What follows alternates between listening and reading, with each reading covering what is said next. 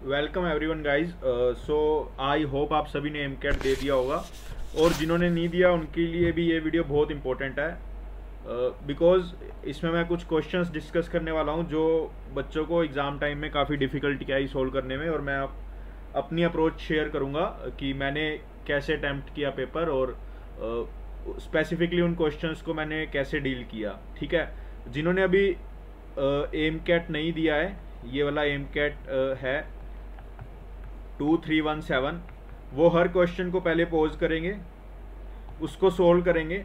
Solve तो तुम सब कर लोगे, आई नो, बट उसको सोल्व विद टाइमर करना है आपको। ठीक है, तो आपको पता लगेगा कि आपने कितना टाइम लिया है क्वेश्चन को। फिर आपने देखना है कि जो मैं अप्रोच बता रहा हूँ उससे कितने टाइम में हो रहा है। ठीक है, और जिन्होंने ऑलरेडी दे दिया है उनको देखना है टैब में जाके कि उन्होंने कितना टाइम लिया वर्सेस ये अप्रोच से वो कितना टाइम लेंगे। देखो, टाइम दूसरे क्वेश्चन को तभी दे पाओगे जब यहाँ से टाइम बचाओगे। तो मैं अभी यही डिस्कस करूंगा कि कौन कौन से क्वेश्चन, मतलब 5-6 क्वेश्चंस हैं, उनमें से कैसे टाइम बचा सकते थे या कैसे थोड़ा अच्छा और सोच सकते थे। ऐसे होता है ना कि जब आप 5-6 क्वेश्चंस कर लो विद कॉन्फिडेंस, तो आपका वैसे ही कॉन्फिडेंस हाई हो जाता है, बिकॉज जो आपका टाइम होता है ना, फिर टाइम वो काफ़ी बच जाता है दूसरे क्वेश्चंस के लिए। तो मेरा मेरा पॉइंट यही रहेगा कि आपको एक अप्रोच दिखाना कि और भी अप्रोच हैं एक क्वेश्चन को देखने की। तो लेट्स स्टार्ट। जैसे ये वाला क्वेश्चन है, मैं जूम कर देता हूँ। ठीक है, तो इस क्वेश्चन में देखो यार, हमने पहले तो आंसर चॉइसेस देखने हैं। एक में 3, 7, 11, 9। ठीक है, 7, 9 दिस। पहले तो मैं देखूंगा 3 से इजी होगा। ठीक है, इसको 3 से करेंगे तो 2 + 2 + 2 मतलब 4 टाइम्स है 8, मतलब इसका रिमाइंडर आएगा -1। -1 की पावर ओड है, ओड तो -1 ही रह जाएगा। ठीक है, अब इसका आएगा 5, 4 टाइम्स है तो 20, तो इसका भी -1, पावर इवन है। ठीक है, अब -1 की पावर ओड है तो -1 + 1, क्योंकि पावर इवन है, तो मतलब 0, मतलब ये 3 से डिविजिबल है। ठीक है, अब आंसर चॉइसेस देखते हैं। पहले हमने ये देखना 3 से डिविजिबल है। ठीक है, देखो मैं ये नहीं कह रहा कि आप ये 30 सेकंड में कर लोगे। ये क्वेश्चन डिजर्व करता है 1 to 1.5 मिनट्स। हर क्वेश्चन नहीं डिजर्व करेगा, बट ये करता है तो इसको हम देंगे। ठीक है, लेकिन आप देखना बहुत बच्चों ने इसमें 3 मिनट्स लगाए होंगे, इसको स्किप किया होगा, इसको रोंग किया होगा, किसी ने 4 to 5 मिनट्स भी लगाए होंगे। ठीक है, तो ये चीज़ हमें सुधारनी है। अब 3 से ये डिविजिबल है, तो ये ऑप्शन कह रहा है बट नॉट विथ 3, तो ये ऑप्शन तो गया, इसको हम पूरा काट देंगे। ठीक है, अब देखो 9 से देखते हैं। 9 से इजी होता है, वही सम, 9 से भी सम ही देखना होता है। तो ये 8 आया था, तो मतलब 9 से 8 का रिमाइंडर -1, और ऊपर 3 3 3 3। ये 20 आया था, तो 9 to 18, 2 की पावर 6 6 6 6। अब यहाँ पे 2 है, यहाँ पे -1 है, और यहाँ पे कह सकते हैं हम 8 भी है। ठीक है, 8 या -1 में कुछ भी है। तो 9 and 8 आर कोप्राइम, है ना, and 9 and 2 are also coprime. तो जब कोप्राइम्स होते हैं न्यूमरेटर और डिनोमिनेटर, तो हम 9 का यूलर फाइंड करेंगे। 9 का यूलर आता है 9 × 2/3, दैट इज 6 यूलर है 9 का। तो 6 का रिमाइंडर पावर से देखेंगे क्या आ रहा है। तो 333 को मैं 6 से डिवाइड करूंगा, तो ये आ जाएगा 5 से गया तो 30, तो 3 3 या 5 3, तो ये 3 रिमाइंडर आएगा। ठीक है, तो -1 की पावर 3। अब यहाँ पे 6 से करेंगे तो 0, तो 2 की पावर 0, मतलब -1 + 1 = 0, मतलब ये 9 से भी डिविजिबल है ना। तो 9 से भी डिविजिबल है। अब देखते हैं हम क्या करते हैं। ये ऑप्शन तो गया 9 से डिविजिबल वाला, तो ये भी ऑप्शन गया। ये नोट लिखा है लेकिन 9 से डिविजिबल है।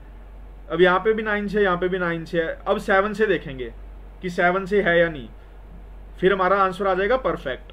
तो पहले 7 का इससे देखते हैं, 21 1 12, फिर 5, फिर 3, तो 3 की पावर 3 3 3 3 प्लस इसका देखते हैं, ये आ जाएगा 7 8 49 65 2 25 4। अब 7 का यूलर क्या होगा 6, 7 का यूलर होगा 6। 7 तो प्राइम नंबर है, तो को प्राइम ही बनेगा 3 और 4 से। 7 3 से भी को प्राइम है, 4 से भी को प्राइम है ना।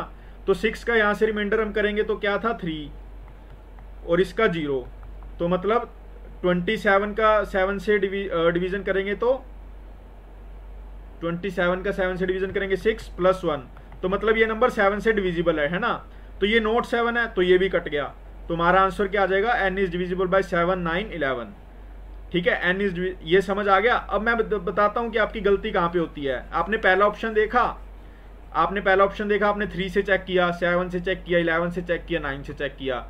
जब 9 तक पहुंचोगे तब आपको पता लगेगा यार 3 7 11 से ही है। ठीक है, फिर आप सोचोगे यार 9 से, फिर आपका ये आंसर हो जाए। बट बाय चांस कुछ ऑप्शन चॉइसेस ऐसी हो कि अलग अलग नंबर से डिविजिबल फाइंड करना हो, तो ये सूटेबल नहीं रहता। इसलिए इजी से स्टार्ट करेंगे, देन ऑप्शंस देखेंगे। ऑप्शंस कुछ कट होंगे, जैसे पहले ये कट हो गया था, ठीक है, फिर ये भी हो गया था, फिर ये भी हो गया था, फिर ये रह गया, तो ये आंसर है। ऑप्शंस से कैसे खेलना है मैं वो बता रहा हूं आपको। ठीक है, अब नेक्स्ट देखते हैं। अब ये क्वेश्चन देखो, बहुत बच्चों ने ये क्वेश्चन छोड़ा होगा, ऑलमोस्ट मतलब काफियों ने छोड़ ही दिया होगा ये क्वेश्चन, क्योंकि क्वेश्चन ही कुछ ऐसा अटपटा सा है ना। लेकिन हम देखते हैं हम इसको कैसे करते हैं, क्योंकि अब ऐसा क्वेश्चन है, चॉइसेस ऐसी हैं, तो इसमें कुछ तो होगा। ठीक है, ABCD 3 क्लासेज हैं, ठीक है, उसमें एवरेज वेट्स दे रखे हैं 3 के पेयर्स में। ABC ये वाला पेयर, ACD का पेयर, इसका है एवरेज वेट 45, इसका है 55। मतलब 3 का पेयर बनाना है 4C3, मतलब 4 ही ऑप्शंस आएंगे। एक 45 दे रखा है, एक 55 दे रखा है, एक 50 दे रखा है और एक 60। ये 4 चारों के चारों दे रखे हैं। अब इसने पूछा है could be, not necessarily but could be, जो हो सकता है। अब जैसे मैं किस पूछ रहा हूं कि ह्यूमन का वेट क्या हो सकता है, 0 to infinity। हो क्या नहीं सकता, माइनस में नहीं हो सकता बस। अब तुम कहो यार मैंने तो कोई बंदा ही नहीं देखा इन्फिनिटी वेट वाला या 1 लाख किलो वेट वाला, बट हो तो सकता है ना। तो इसने वही पूछा है कुड बी। अब इसमें डेफिनेट आंसर नहीं आएगा, मतलब 3 आंसर चॉइसेस को गलत होना ही पड़ेगा। ठीक है, अब इसमें क्या फॉर्मूला होता है, सिंपल सा, आप मिनिमम 3, आप इसको पहले एक ऑर्डर में अरेंज करो, असेंडिंग में या डिसेंडिंग में। मैं असेंडिंग में करूंगा 45 50 55 60। अब 3 का ही पेयर बनाया तो इसलिए हम लोएस्ट 3 वैल्यू सिलेक्ट करेंगे। लोएस्ट 3 वैल्यू सिलेक्ट करेंगे जब, इसका टोटल आएगा 150, और हाईएस्ट 3 जब सिलेक्ट करेंगे तो इसका टोटल क्या आएगा 165। अब इसकी एवरेज क्या आएगी 50 और इसकी एवरेज क्या आएगी 53। मतलब इसकी एवरेज क्या आएगी 50, नहीं यहाँ पे कुछ गलत हो रहा है, इसकी एवरेज आएगी 55। तो आंसर 50 और 55 के बीच होना चाहिए। 47 नहीं होगा, 49.9 नहीं होगा, 56.5 नहीं होगा। तो एक ही वैल्यू है जो 50 और 55 के बीच है, तो यही आंसर होगा। ठीक है, अब नेक्स्ट क्वेश्चन देखते हैं। अब देखो इसमें था कि वो 1/3 पेंट कर दिया उसने, है ना। तो मैं अगर ऐसा कहूं कि मैंने कुछ 1/3 खा लिया, तो मैंने खाया कितना नहीं 2/3। मैंने 1/8 खा लिया, खाया कितना नहीं 7/8, है ना। तो मतलब हम क्या कर लें, बेसिकली 1 - 1/3 लिख रहे हैं, इसको 1 - 1/8 लिख रहे हैं। ये मैंने नहीं का क्यों करा है, क्योंकि ऐसे क्वेश्चंस में ना आगे जाके वही पूछते। अब देखो यार, हमें हमेशा क्या फाइंड करना है, जितना खा लिया वो तो खा ही लिया, जितना रह गया उस पर फोकस करना है। तो इसीलिए मैं जितना रह गया उसका रेशियो लिखूंगा। मान लो टोटल था 1, अब रह कितना गया 1 - 1/3। अब इतना रह गया, इतना फिर खा लिया, तो रह कितना गया 1 - 1/8। फिर उसने केथ पार्ट खा लिया बचे हुए का, तो 1 - k। अब इज इक्वल टू ये रह गया, मतलब इतना अभी अनपेंटेड है, इसने पेंटेड का है 3/4, तो अनपेंटेड हो जाएगा 1/4, है ना। अब इसको आप पता ही है 2/3 7/8, और इसको 1 - k इज इक्वल टू 1/4। ये 4 से यहाँ पे 2 आ जाएगा, 2 से फिर ये 2 कैंसिल, तो मतलब 1 - k इज इक्वल टू 3/7, और हम लिख सकते हैं k इज इक्वल टू 4/7। हमें पूछा था 210 इंटू 4/7 की वैल्यू, दैट इज 120। ठीक है, हमेशा इस क्वेश्चंस पे लेफ्ट ओवर पे फोकस करना है। लेफ्ट ओवर आएगा, जितना किया उसमें से 1 माइनस कर दो, सिंपल क्वेश्चन बन जाएगा। देखो ये सब चीज प्रैक्टिस से ही आएगी, है ना। अब देखो ये क्वेश्चन है, इसमें बहुत बच्चे डर गए होंगे, बहुतों ने स्किप किया होगा। कोई बेस सिस्टम है, कुछ क्या है कुछ क्या है, सभी आंसर चॉइसेस अलग अलग हैं। यहाँ पे 1000 है, 2000 है, 111 है, 2111 है। अब मैं n को तो भूल जाता हूँ, मैं तो n को भूल गया भाई, n क्या था, मुझे उससे कोई मतलब नहीं है। n को हम एज्यूम कर लेंगे, क्योंकि आंसर n अगर 2 है, 3 है, 4 है, कुछ भी है इन्फिनिटी तक, आंसर हमेशा एक ही रहेगा ना, डेफिनेट।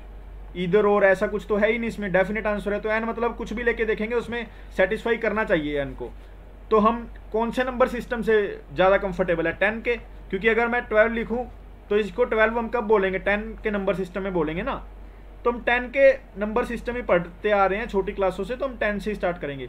तो y क्या है, 11 को मैं 10 की जगह बस सीधा इसको मत लिखूँ ना, एक ही बात है, 11, 22, 33, और ये चलता जाएगा n-1 n-1 तक, मतलब 99 तक, 10-1 10-1 तक। ठीक है, पहले तो y फाइंड करते हैं क्या आएगा।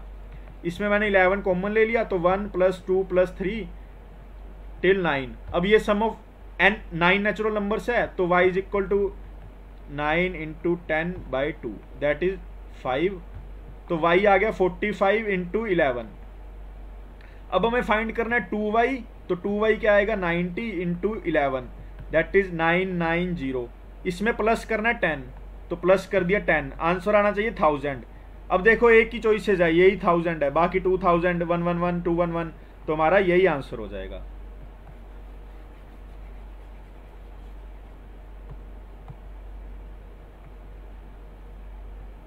नेक्स्ट क्वेश्चन देखते हैं गाइस। हाँ, अब ये क्वेश्चन देखो, इसमें ये भी बहुत बच्चों ने छोड़ा होगा। इसमें क्या लिखा है, आप पहले ये देख लो। 5x² + 8x + 14 is equal to 3x + 17। Find करना है f-2। अब जैसे ही f-2 है यार, यहाँ पे -2, इसको या तो आप कर लो x² + 8x + 14 is equal to -2। यहाँ से x की वैल्यू जो आएगी उसको यहाँ पुट कर लेना। बट मुझे इतना कुछ नहीं करना, मुझे क्वेश्चन को सिंपल बनाना है, टाइम बचाना है, मुझे क्वेश्चन को हार्ड नहीं बनाना।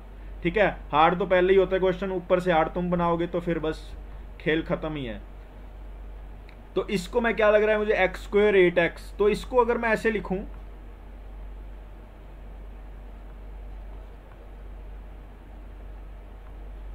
ये x² देगा, ये 8x देगा, माइनस का और साथ में क्या देगा, या प्लस का लिख लेता हूं, क्योंकि प्लस का 16 दे देगा, तो 14 चाहिए, तो ये -2, इसको ऐसे लिख सकता हूं ना मैं, इज इक्वल टू 3x + 17। अब यहाँ पे मुझे -2 बनाना है, लेकिन ये तो कुछ और है, तो x को मैं क्या लूंगा, -4। जब x को -4 लिया, ये तो बन गया 0, 0² -2, तो -2 रह गया, तो f-2 is equal to 3x की जगह -4 + 17, तो 17 - 12, दैट इज आंसर इज 5। तो इसको ऐसे सोच सकते थे तुम।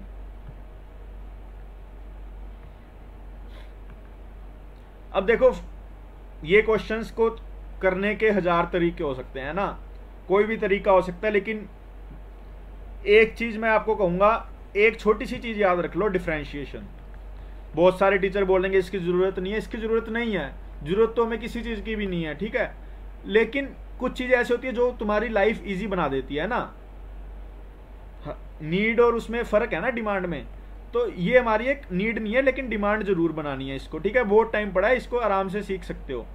AXN दिया हो तो इसका डिफरेंशिएशन क्या आता है, NaXN-1, इतना याद कर लो, ठीक है। थोड़ा बहुत देख लेना डिफरेंशिएशन कैसे अप्लाई होता है मिनिमम मैक्सिमम के लिए, उसके बाद कुछ तुम्हें कोई जरूरत नहीं पड़ेगी। हमें फाइंड करनी है maximum value of 49x12 - 4x6 + 2, ये फाइंड करना है। ऊपर वाली तो कांस्टेंट है, तो इसका हुआ ना हुआ तो एक बराबर है, ये तो हिलेगी वैल्यू नहीं। अब जब तुम्हें ये पूरे फ्रैक्शन की हाईएस्ट वैल्यू फाइंड करनी है, तो डिनोमिनेटर की वैल्यू क्या तुम चाहोगे, लोएस्ट हो। इसकी जैसे जैसे कम होती जाएगी पूरे की वैल्यू बढ़ती जाएगी, है ना, अपोजिट रिलेशन होता है। तो इसका मैं जब मुझे ये पता लग गया इसकी डेफिनेट वैल्यू आएगी, थीटा का क्वेश्चन है, ठीक है, इतना पता लग गया, तो मुझे एक चीज माइंड में क्लिक करनी चाहिए कि यहाँ पे डिफरेंशिएशन लगेगा ही लगेगा, और बस इसको डिफरेंशिएट करके इक्वेट करना है। देखो मैंने बताया था ax(n) का डिफरेंशिएशन आता है n ax(n-1), इसका डिफरेंशिएशन क्या आएगा 12 × 49। कांस्टेंट का डिफरेंशिएशन 0 होता है, ठीक है, कांस्टेंट का अकेला कांस्टेंट हो तो 0, x की पावर 11 माइनस 24x की पावर 5, तो 2 का आ जाएगा 0 इज इक्वल टू, इसको इक्वेट करते होते हैं हम 0 से x की वैल्यू के लिए, ठीक है। अब देखो 12 × 49 x की पावर 11 24 x की पावर 5, 12 से यहाँ पे 2 आ जाएगा, ठीक है, 49 x की पावर 6 इज इक्वल टू 2, तो x की पावर 6 क्या आ गई हमारे पास 2/49, इतना आ गया हमारे पास। मतलब ये वैल्यू पुट करनी है और खेल खत्म। यहां पे पुट करते हैं 94, 49 इंटू स्क्वेयर इसका करेंगे तो 4/49 का स्क्वेयर माइनस 8/49 प्लस 2, ये आ गया ना। अब जब ये आ गया तो सवाल खत्म, ये 49 से ये पावर कैंसल, तो 94 इंटू 49 ऊपर चला जाएगा, नीचे बच गया 4 - 8 प्लस 98, तो 94 इंटू 49/94, 94 से 94 कैंसिल 49, ठीक है। अब मैंने ये नहीं चेक किया कि वो डिफरेंशिएशन करके वो मैक्स वैल्यू दे रहा है मिन वैल्यू दे रहा है, मुझे पता है क्वेश्चन को सोल्व होना पड़ेगा, तो ये जो भी वैल्यू देगा वो मिनिमम होएगी, 94 बाई मिनिमम वैल्यू, पूरे का वैल्यू आ जाएगा मैक्स, ठीक है। अब नेक्स्ट क्वेश्चन देखते हैं, लास्ट क्वेश्चन। हाँ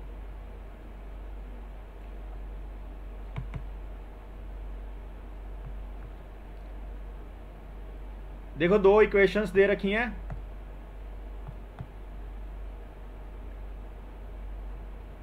मुझे कोई मतलब नहीं है, एक ये इक्वेशन है, एक ये इक्वेशन है, उसका एक कॉमन रूट है, ठीक है, इसने यही कहा है और कुछ नहीं कहा इसने अभी तक।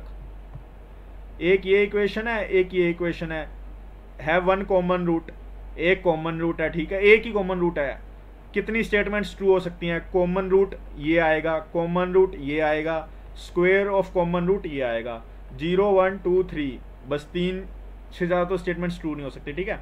तो ये पी क्यू कैसे आएगा कैसे नहीं आएगा, ये थोड़ा डिफिकल्ट हो जाता है, लेकिन इसको भी इजी बना देंगे हम।